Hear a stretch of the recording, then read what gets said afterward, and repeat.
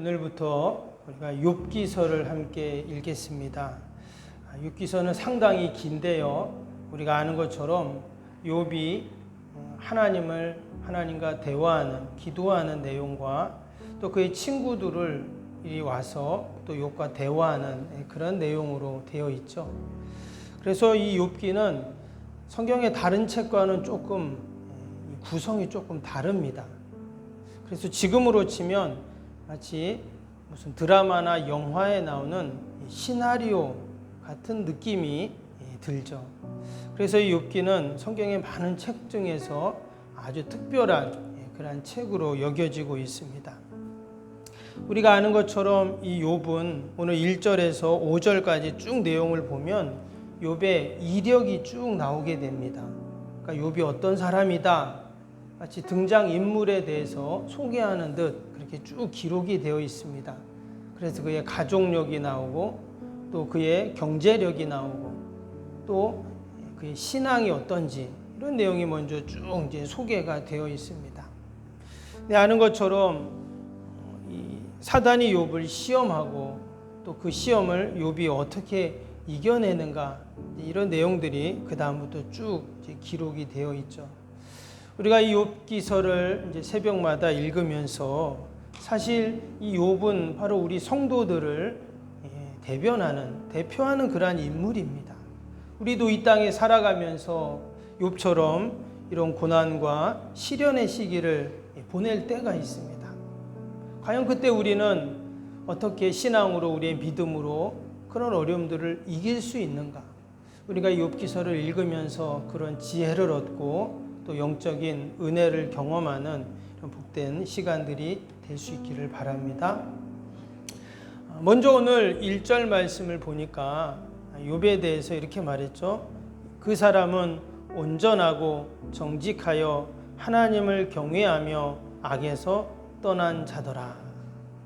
오늘 욥기 1장 1절을 읽어보면 정말 이 욥이라는 사람이 얼마나 훌륭한 사람이었는가를 우리가 알 수 있어요.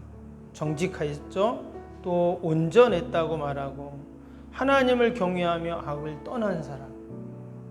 이보다 더 좋은 칭찬 또 이력이 어디 있습니까? 또 이어지는 말씀에 보니까 아들이 7이고 딸이 3이었다. 또 가정도 좀 자녀들이 많아서 당시에는 자녀들이 많다는 것은 힘을 상징하거든요. 가정도 이렇게 든든합니다. 뿐만 아니라 3절에 보니까 양이나 소나 또 낙타나 보니까 가축도 많고 그 부자였다는 것이죠. 그래서 어떤 학자는 당시에 양이 7,000마리 또 낙타가 3,000마리 이거를 당시에 그 화폐 가치로 계산을 해보니까 지금 우리가 빌 게이츠가 제일 부자니 뭐라고 하지만 비교도 안 될 정도로 어마어마한 부자였다 이렇게 또 해석을 합니다. 무엇보다 그는 훌륭한 자였다 이렇게 또 이야기를 했어요. 그냥 부자로 끝나는 것이 아니라 훌륭한 사람이었다는 것은 그렇게 그가 부자였지만 또 많은 사람들에게 좋은 선한 영향력을 끼치는 사람이었다는 것을 또 이제 이야기하는 거죠. 뿐만 아니라 이어지는 4절, 5절에 보니까 그가 자녀들과 함께 하나님 앞에 예배를 드리는 그 모습이 또 소개가 되어 있습니다. 여러분 1절에서 5절까지 욥의 모습을 보면 어떻습니까? 정말 남부러울 게 없는 사람이에요. 너무나 행복하고 또 하나님이 주신 은혜와 축복 가운데 사는 그러한 사람이죠. 그런데 6절에 보니까 하루는 이런 단어로 시작이 되고 있어요. 그러니까 어느 날 그에게 시련의 먹구름이 몰려온 것입니다. 그리고는 그가 이제 어려움을 당하게 되죠. 사단이 하나님 앞에 나와서 욥을 시험하고자 하는 그런 내용들이 쭉 나오고 13절부터는 실제적인 욥의 고난이 시작이 됩니다. 우리가 아는 것처럼 자녀들이 죽고 또 재산이 다 도둑들이 와서 훔쳐가고 또 집에 불이 나고 또 욥에게 그 질병이 생기고 또 그 아내가 또 집을 나가고 뭐 이런 여러 가지 시련들이 계속 그에게 다가오죠. 그러면서 욥이 그 시련 앞에서 때로는 낙심하기도 하고 또 때로는 하나님께 기도하기도 하고 뭐 이런 일들이 계속 그 다음부터 이제 진행이 됩니다. 우리가 이 말씀을 보면서 한 가지 의문을 갖게 되죠. 왜 이 믿음의 사람이었던 욥에게 이렇게 훌륭하고 무엇보다 하나님 앞에 예배드리며 하나님을 경외했던 욥에게 왜 이런 시련과 고난이 찾아온 것일까 하는 의문입니다. 6절부터 12절까지 사단이 하나님께 와서 그런 시험에 대한 이야기를 하고 이런 내용이 나오지만 그 근본적인 그 뿌리를 들어가면 왜 하나님께서 결국은 욥에게 이런 시련을 마치 방치했는가 또는 허락하셨는가 이런 의문을 우리는 갖게 되는 것이죠. 중요한 것은 욥이 이 모든 고난이 하나님께 왔다라고 그가 인정을 합니다. 오늘 읽진 않았는데요. 밑에 21절 한번 볼까요? 21절에 보시면 그가 이런 고백을 하죠. 이르되 내가 모태에서 알몸으로 나왔사온즉 또한 알몸이 그리로 돌아가올지라 주신 이도 여호와시요 거두신 이도 여호와시오니 여호와의 이름이 찬송을 받으실지니이다. 지금 하나님이 주신 모든 그동안의 축복 또 하나님이 주신 것이고 지금 자기가 당하고 있는 이 고난도 결국 하나님의 섭리 가운데 있다. 그가 지금 그렇게 인정하고 고백을 하고 있습니다. 12절도 그 말씀이 나왔어요. 여호와께서 사단에게 이르시되 내가 그의 소유물을 다 내 손에 맡기노라. 다만 그의 몸에는 내 손을 대지 말지니라. 사탄이 곧 여호와 앞에서 물러가니라. 즉 하나님의 모든 섭리 안에서 뜻 안에서 이루어진 일들이다라는 거예요. 그 사단이 직접적으로 자기가 개입해서 한 것이 아니라 이 모든 것이 하나님의 허락 없이는 움직이지 않고 다 하나님의 섭리 안에 있다는 것을 말씀하는 것입니다. 왜 하나님께서는 사단에게 그리고 또 왜 하나님의 섭리 가운데 욥이 이처럼 고난을 받게 되는가? 여러분, 하나님은 신 중에 신이십니다. 하나님의 그 권세는 하늘과 땅의 모든 권세이시죠. 하나님의 허락 없이는 참새 한 마리도 그냥 떨어지는 법이 없습니다. 마귀의 권세도 지옥의 권세도 다 예외가 아닙니다. 여러분, 세상에 하나님이 모르시는 일이 있을까요? 없죠. 하나님의 시간 속에서는 우연이라는 것은 하나도 없습니다.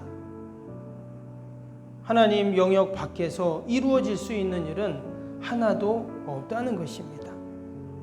근데 오늘 이 욥의 그 고백을 보면은요, 21절 고백을 보면 내가 모태에서 알몸으로 나왔사온즉 또한 알몸이 그리로 돌아올지라 주신 이도 여호와시요 거두시는 이도 여호와시오니.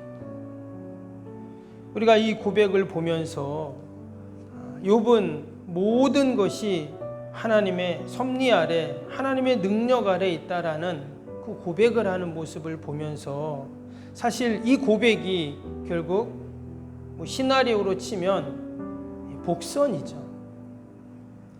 결국 그 하나님의 섭리 가운데 나는 있기에 이 고난에서 나는 망하고 끝나는 자가 아니라 결국은 승리한다라는 것을 이야기하는 것입니다. 그래서 우리가 이 욥기의 결론을 아는 것처럼 마지막에 가면 욥이 갑절의 은혜를 받고 더 큰 축복을 경험하는 것들을 우리가 보게 되죠. 여러분, 인생의 고난을 능력으로 바꾸는 비결이 뭡니까? 우리의 모든 고난이 시련이 하나님의 주권 아래 있다라는 믿음의 고백인 줄로 믿습니다. 또한 욥은 이 시련과 고난 속에서 분명 하나님께서 계획하신 그 뜻이 있음을 그는 깨닫게 됩니다. 오늘 마지막 22절 한번 볼까요? 22절에 보니까 1절 22절에 이 모든 일에 욥이 범죄하지 아니하고 하나님을 향하여 원망하지 아니하니라. 이 시련 속에 분명 하나님의 뜻이 있다라는 것을 그는 깨닫게 됩니다. 그래서 그 시련 가운데 그가 범죄하지 않고 하나님 앞에 원망하지 않습니다. 분명 하나님께서 하나님의 계획과 섭리 가운데 이루어 가신다라는 그 확신 가운데 그는 그 고난을 감당을 하는 것이죠. 여러분, 우리에게도 때로 시련이 있습니다. 그러나 그 시련이 때로는 우리의 범죄로 인한 또 우리의 하나님 앞에 죄로 인한 시련이 있을 수도 있어요. 그러나 여러분, 하나님의 택한 백성들은 우리에게 당하는 시련은 결국 우리를 하나님이 더 연단시키시고 축복하기 위한 여러분 시련입니다. 그래서 그 시련이 결국 우리를 견고하게 만들고 또 우리를 하나님의 사람으로 세워가고 또 하나님의 놀라운 계획과 뜻을 우리를 통해서 이루시는 여러분 과정인 줄로 믿습니다. 욥기 23장 10절 말씀에 내가 가는 길을 그가 아시나니 그가 나를 단련한 후에는 내가 순금같이 되어 나오리라 했습니다.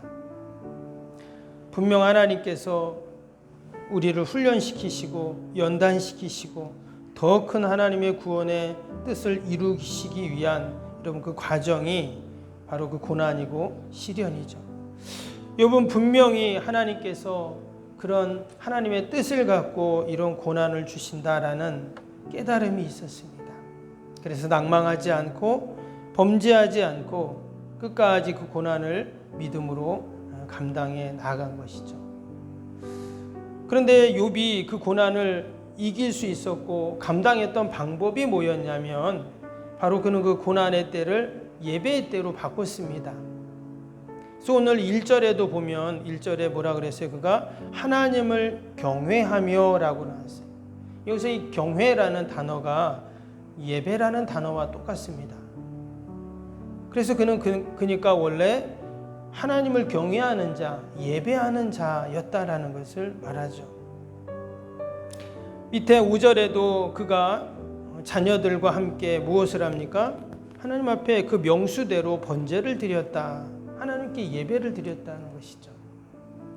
그래서 그는 늘 하나님 앞에 예배하는 자였음을 그렇게 이야기합니다. 여러분, 욥기 마지막 장에 가면 그가 또 어떻게 합니까? 친구들을 위해서 번제를 드리는 내용이 또 나오거든요. 그래서 욥은 시작도 마지막도 어떻게 해요? 하나님 앞에 예배하는 자였다 하는 것입니다. 오늘 20절에도 그 말씀이 나와요. 20절 보시면 욥이 일어나 겉옷을 찢고 머리털을 밀고 땅에 엎드려 예배하며 그랬어요. 그가 지금 그 고난 앞에서 낙심하고 절망하고 포기하는 자가 아니라 하나님 앞에 엎드려 지금 예배를 하고 있습니다. 결국 하나님께서 그의 예배의 모습을 인정하시죠. 그의 예배를 받아주시게 됩니다.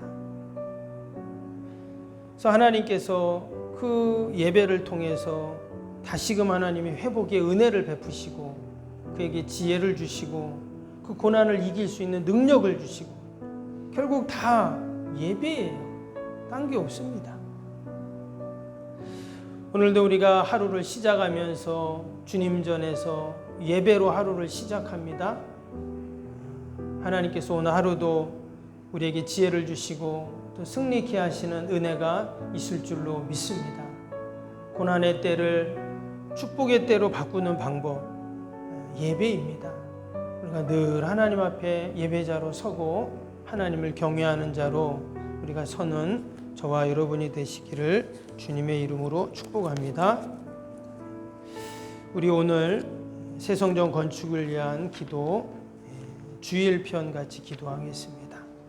1번부터 15번까지입니다. 기도 책자 보시고요. 교회 지도자들을 위한 기도입니다. 우리 1번부터 15번까지 같이 기도합니다. 시작. 하나님과의 친밀함이 더욱 넘치며 주님의 뜻을 통찰하게 하옵소서. 아멘. 건축이 진행되는 동안 날마다 샘솟는 하늘의 은혜로 채워 주옵소서.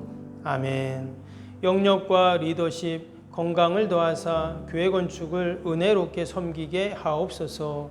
아멘. 신령한 생명의 양식을 공급함으로 성도들의 영혼이 부흥하게 하옵소서. 아멘. 건축을 위하여 맡겨진 소임을 더욱 충성스럽게 감당하게 하옵소서. 아멘. 영적으로 충만하여 하나님의 은혜가 날마다 샘솟듯 넘쳐나게 하옵소서. 아멘. 앞장서서 섬기는 장로님들의 가정과 자녀와 사업에 복을 더하여 주옵소서. 아멘. 모든 중직자들이 마음을 모으고 정성을 모아 성전을 짓게 하옵소서. 아멘. 건축위원장과 건축위원들에게 지혜와 지식의 영으로 충만케 하옵소서. 아멘. 하나님의 마음을 알고 하나님의 영광에 합당한 성전으로 세우게 하옵소서. 아멘. 모든 성도들이 건축위원이라는 주인의식을 가지고 기도에 힘쓰게 하옵소서. 아멘. 구역원들이 말씀의 꼴을 풍성히 먹도록 먼저 은혜를 경험하게 하옵소서. 아멘. 교회의 영광을 위해 맡겨진 사명을 기도함으로 감당하게 하옵소서. 아멘. 평신도 지도자들이 굳은 일이나 힘든 일에 앞장서 섬기게 하옵소서. 아멘. 한마음으로 주님의 비전을 보게 하시고 믿음으로 승리케 하옵소서. 아멘. 예수님의 이름으로 기도합니다. 아멘. 사랑과 은혜가 충만하신 하나님 아버지 감사합니다. 우리가 새벽마다 이제 욥기서를 읽게 되는데 욥이 어떻게 그 시련의 때를 축복의 때로 바꾸었는지를 우리가 이 말씀을 통해서 보게 하시고 또한 우리도 이 땅 살아가면서 어려움과 고난의 시간들을 하나님 앞에 늘 예배하면서 믿음으로 승리하는 저희들이 되게 하여 주옵소서. 하나님, 오늘도 거룩한 날 주의 전을 찾는 모든 발걸음들을 복되게 하시고 예배마다 모임마다 은혜와 기쁨이 충만케 하여 주옵소서. 하나님, 우리 연로하신 어르신들 또 우리 환우들 또 어린 생명들 늘 보살펴 주셔서 강건케 하시고 하늘의 은혜와 복으로 충만케 하여 주옵소서. 오늘도 멀리 출타해 있는 우리 사랑하는 성도들 또 우리 자녀들 어디 있든지 믿음으로 살게 하시고 동일한 은혜와 복으로 함께하여 주시옵소서. 하나님, 모두 어둠의 질병이 하나님의 택한 백성들 가정들 주님의 교회에 일절 틈타지 않게 하시고 늘 하나님이 천군 천사 보내셔서 진치시고 안위하여 주옵소서. 하나님, 저 유럽에서 전쟁이 일어나 너무나 많은 무고한 생명들이 희생을 당하고 있습니다. 하나님, 이 땅에 평화를 허락하시고 중재하셔서 더 이상 전쟁과 살생이 없게 하시고 아버지 기도하는 모든 이들의 기도를 응답하여 주옵소서. 하나님, 오늘도 우리 요양원 꼭 지켜주시고 우리 어르신들 잘 생활하게 하시고 아버지 천국을 소망하게 하시고 아버지 늘 요양원을 지키시고 보호하여 주시옵소서. 아버지, 오늘도 우리 교회학교 우리 어린 생명들 우리 아이들 주님 안에서 아버지 믿음 안에서 잘 자라게 하시고 주님께 기둥 같은 일꾼들이 되게 하시고 한국교회를 살리고 이 민족을 살리는 우리의 다음 세대들이 다 되게 하여 주옵소서. 이 새벽에도 우리의 모든 기도의 제목 마음의 소원들 하나님이 아시오니 신실하게 응답하여 주옵소서. 감사하며 예수님의 이름으로 기도하옵나이다. 아멘. 하늘에 계신 우리 아버지, 아버지의 이름을 거룩하게 하시며 아버지의 나라가 오게 하시며 아버지의 뜻이 하늘에서와 같이 땅에서도 이루어지게 하소서. 오늘 우리에게 일용할 양식을 주시고 우리가 우리에게 잘못한 사람을 용서하여 준 것 같이 우리 죄를 용서하여 주시고 우리를 시험에 빠지지 않게 하시고 악에서 구하소서. 나라와 권능과 영광이 영원히 아버지의 것입니다. 아멘.